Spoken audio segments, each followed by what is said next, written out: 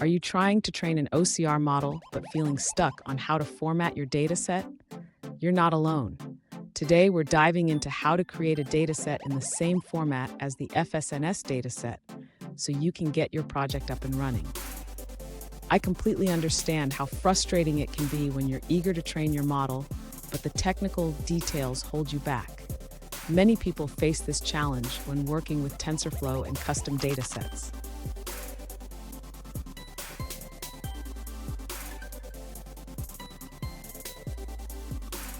Let's look at the specific question at hand.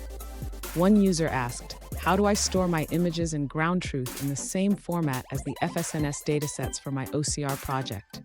If this sounds like you, stick around as we explore the solution together. So what exactly is the FSNS dataset format? Understanding this will help us create our own dataset correctly.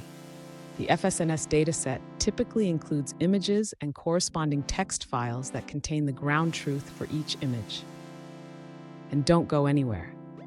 At the end of this video, I will share a quick tip that can save you time when preparing your datasets. To create a dataset in the same format as the FSNS dataset, the user should first understand the structure of the FSNS dataset. This dataset typically contains images and corresponding text files that hold the ground truth labels. Next, the user needs to organize their images and text files accordingly. Each image should have a corresponding text file with the same name, but with a different extension.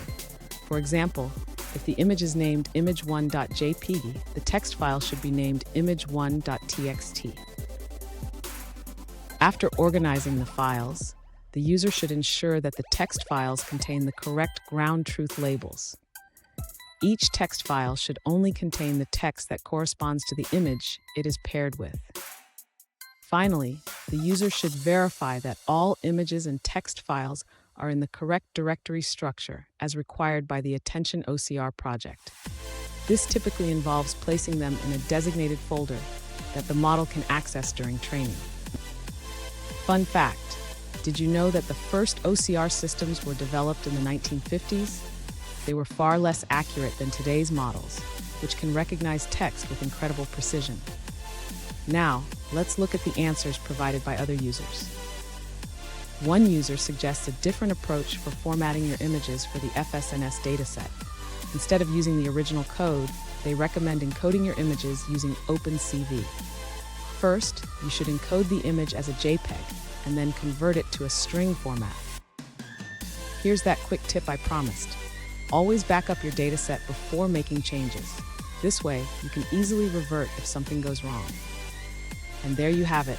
You now know how to create a dataset in the same format as the FSNS dataset. Remember, organizing your data correctly is key to successful model training. If you found this video helpful, please subscribe for more tips and tricks.